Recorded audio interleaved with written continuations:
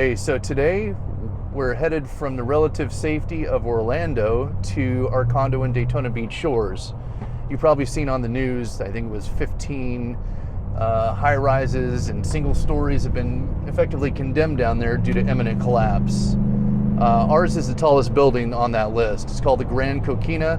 It's 22 stories and we're on the 22nd floor, which is right under the penthouse area. Now, during the first hurricane, Hurricane Ian, our seawall was effectively lost. The tidal action from that took out the seawall as it did on a lot of other properties in the area. Sorry, a little construction zone, a lot of trucks.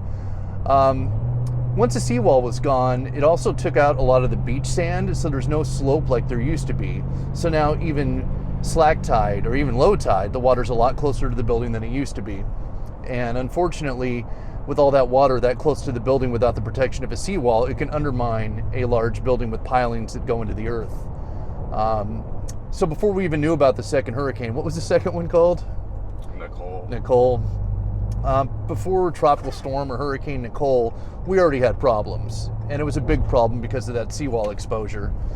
Now, since then, when Nicole was coming, they tried to take some emergency measures, as did a bunch of other buildings. But it almost didn't matter. I think before the storm even hit, maybe 12 hours, it was gone just because of the high tides. And Nicole coincided with a really high tide. I think it was a king tide at the time. And that water was just on the building. Thanks. When we get off the wrong exit. There's 5 ways to get to here, so I'm just following the GPS. So yeah, during Nicole, water's all the way up on the building. Treacherous situation. So at that point, we knew it was coming, so I actually went to the building 2 or 3 days before, emptied out a couple of valuables, got a PS5 and a couple of things. But that was about it. It was just an emergency trip. So after the storm, the engineers went out there and they said it's really, really bad. And I think it took a day for the city to red tag the building, so absolutely no one can live in that building anymore. They are allowing emergency personnel, building staff, board of directors in there. But I think we have about 50%, 60% of that building full-time occupied, and it's mostly seniors. I'd say the median age is probably 65. And then 20% of it's like Airbnbs, and I think the balance is just like family units where they come and go. They might live in Jacksonville or Orlando like we do and share it with friends and family. And there's always some units in flux as well that might be for sale or being updated.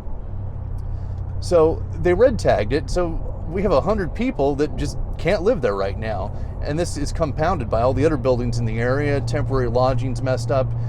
And temporary lodging was messed up in Florida even after Hurricane Ian. That's mostly on the southwest portion of the state. But again, we took a big hit here. And the media really didn't give too much attention to what happened on the East Coast. So today, we're going to take you to the building because today is my emergency clean-out window. I think the elevators are working. They better be if we're going to the 22nd floor. We're going to get up there, empty out the refrigerator at the very least, because if they shut power down to that building, you don't want that rotting. I think they said to turn off the hot water heater, and I'm going to cut the water to the unit. But I'm going to show you today what a relatively inexpensive condominium on Daytona Beach shores looks like. And then we're going to do some drone footage, fly it around. I have 2, 3, 4 pretty popular drone movies already of the building in the area. And the Sunglow Pier, which is maybe 500 yards away. We're going to take some video of that today as well. So at any rate, I'll get back to you in about 45, 50 minutes when we're crossing the Dunlawton Bridge, and my building's maybe 5 buildings south of the Dunlawton Bridge, to put it in perspective. So I'll see you in a few. And approaching the Dunlawton Bridge, and this is the last hurdle before we get onto the peninsula that has Daytona Beach shores. Looking at the water levels outside, can we get a shot of that? Yeah, water levels still look elevated. Probably high tide right now. I didn't check the tides today. The mobile home park here did actually pretty well during the storm. I don't think they lost anything somehow. But truth be told, the winds weren't that horrible from Nicole back to me compared to Ian, which I think might have even had greater winds. All right, so we're crossing the Dunlawton Bridge now. Beautiful. Take a look out there.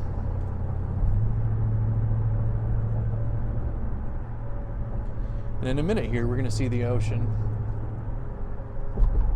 Really like this area. Hey, look at that. And I can see that the earth ain't flat. Hey, there's a boat capsized over there. You see that?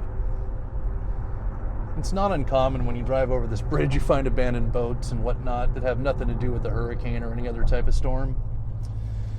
So this is our last stop. We're going to go up and hit A1A, otherwise known as South Atlantic Avenue. And if you take a look out there, we're just a couple buildings down from Dunlawton. And Pirates Cove, this showed up on the news. Take a look out there. The lifeguard stand that you saw collapse is right in front of us, or the building behind the lifeguard stand. That's all fenced off now. Very interesting. That's where Jim Cantori was standing. Oh yeah, all these parking lots taken out here. So yeah, we're just a couple buildings up. We're the big one right in front of us on the right-hand side. It should be pretty interesting. I haven't been here since a couple of days before the hurricane. Place on the right here, that's the Dolphin. That's totally unoccupied now. Well, so is mine. My building, to be fair. All right, so here we're pulling into the Grand Coquina. Ooh, this doesn't look good. It's a pretty nice building, though. I love it. We were doing a lot of building restoration and repairs even before the event. Probably had something to do with that sunrise collapse that they had. Check the building out. I'm going to take whatever space I can get, and this guy has made his own space. All right, keep it rolling. All right, we're going to check the building out, see what's going on, and hopefully grab some stuff. Yeah, so this is a big building, 22 stories. I have a place on the 22nd story, while there is a missing 13th story, which would make it 22 stories in total. Wow, the trim pieces up there are damaged and taken off. And again, a lot of this construction equipment that you see on the front of the building, this was here anyway because they were doing a major building restoration. Address is 3333 South Atlantic Ave. Come on, let's go.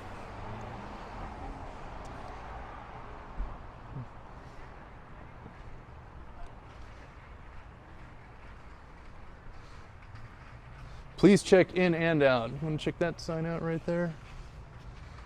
This building is unsafe and its use or occupancy has been prohibited by the building official. It's unlawful for any person to go in. Cool. Can I let you in? I didn't bring my keys. I got keys. You rolling?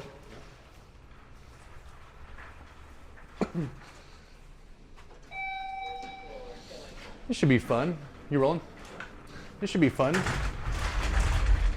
Going to the top of a building that is condemned or in imminent collapse condition. Let's see here, we have 22 stories, no 13th floor, as there often is not. We just redid these elevators. I spent a lot of money on this, and all for naught. That's like waxing your car before before it rains or before it crashes, unfortunately. So I'm gonna just have you follow me. We're gonna go all the way up to our condo here. And these elevators are fast. The old ones were like 20, 30 years old. I think the building's 30 years old. So they just revamped these. They work great. And they're a lot faster. So 22 stories, that was quick. Vamos, actually 21 stories we went up. In front of me. And this is often the way that you deal with things in a condominium and a high-rise. You bring shopping carts, you have a trash chute.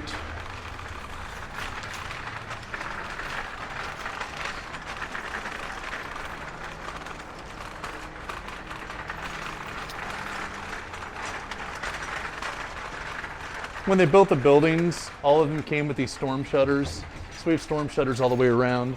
These two are manual hand crank, while the two bigger ones that you see, ooh, look at this. When they tagged the building during the storm, they tagged it so you knew that there was no one in here. In a previous video, I think I showed the police and fire in here doing their thing.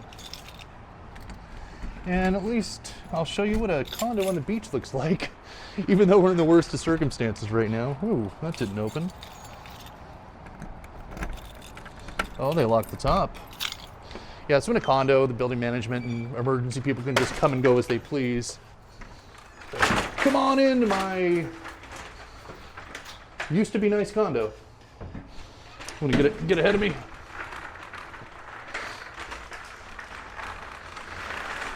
Let's get some fresh air in here.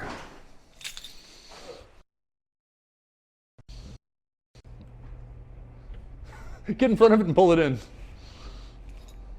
Stop. Up here.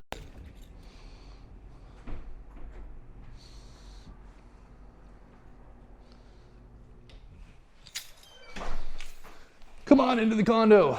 So I think it's like 12 or 1,300 square feet. These are not very expensive condos. A lot of people think, oh, you live or you own a high-rise condo. It's not. Florida has a ton of beach space, and this area in particular is not that expensive. So this is our view. We're not supposed to go out here normally because they were doing building restoration. But come on out, see what the view looks like in a condemned building. Watch what? Yeah, come on out. Let's see how scary this view looks, looking over the edge of a building without a seawall that could, oh boy. Oh, what a cool pool they have over there. Oh, this is weird. I'm gonna fly the drone in a few minutes, but this is really, really bad. Wow, not just us. All those buildings that disappeared, I guess they just went out to sea, and they were doing restoration work on the Sunglow Pier down there. So they're just throwing debris down there, it looks like. Oh, wow. Yeah, let's go ahead and go back in, see the rest of the condo. All right, so hey, I want to give you a quick tour of the condo, if we can. I opened up the big storm shutters, but normally there's a lot more light in here. The kitchen was recently done. It's pretty nice. New appliances. We replaced this last year. Washer and dryer in unit. This place is kind of messy right now, but that's kind of the nature of what we're going through. Pantry, come on. Yeah, and what you're seeing on the window there, that was a do not access sign. That's for building restoration, which isn't really taking place anymore. Master bedroom, again, same view, an incredible view. See the birds out there? Really, really cool.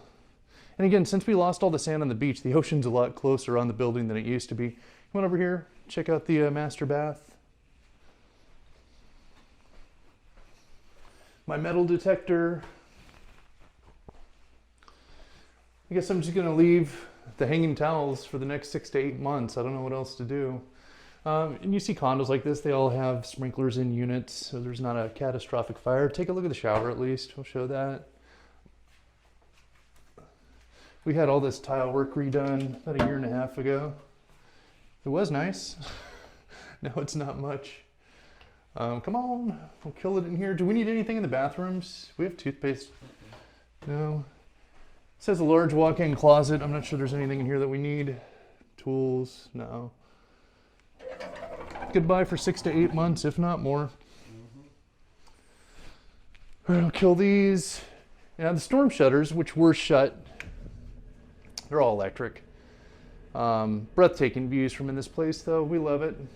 Oh, we did. I don't know if I'm going to talk about it in this video or another, but there's a whole insurance situation here. You can't insure a seawall. You can't insure the sand. So we're just kind of SOL as far as that goes. Yeah, and I've got some pretty nice property in here.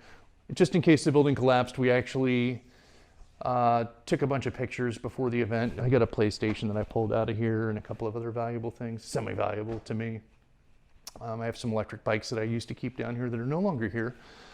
So that's master. Here's the living room. Again, small, but it's made to look a little bit bigger because of the mirrors. Those are original. Some people think they're really tacky. I think they're all right. It's kind of a son of a gun to rip them off the walls anyway. I've seen it done.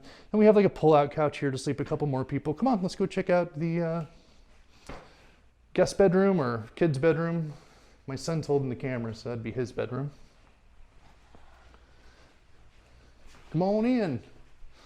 Let's see what needs to be done here or hasn't been done. Uh-oh, we just lose that light. There we go. So yeah, again, it's usually a lot lighter in here when we have the windows and the storm shutters open, but not right now. Did you want to take any of these fishing poles home, or you got the valuable ones? Yeah, we'll take them home. I'm not sure how we're going to get them down and out of the truck and all that, but we'll figure it out. And that's about it. It's not a giant condo. Oh, the guest bath is actually pretty cool. We had all the tile work done in here too. I think it's really nice. So that's it. It's actually just a big concrete box, and yeah, you decorate the inside. Got a light bulb out here. I guess none of this matters anymore, right? So yeah, again, because of the insurance situation that we have, I think we probably would have been better off if this thing just crumbled to the ground, because the money that it's going to take to fix this and shore it up, it's not good. So yeah, it's a big concrete box. So all the exterior walls are concrete. This is concrete. All the outside walls are, and just a little build out on the inside with walls to separate the rooms, big cube. That's a condo on the beach in Florida, and probably a lot of other places too.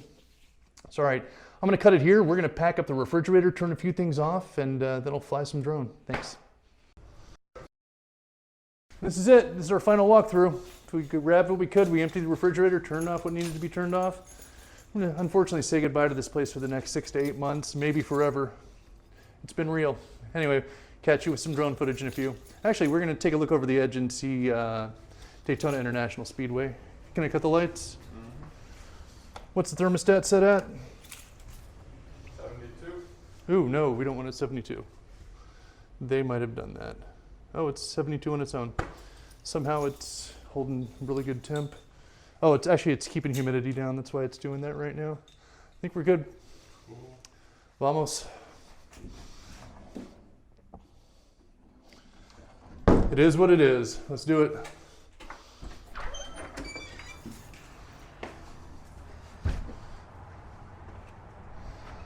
Yeah, so this is the other side of the building. There's Daytona International Speedway out there. It's, I don't know, 15-minute drive from here.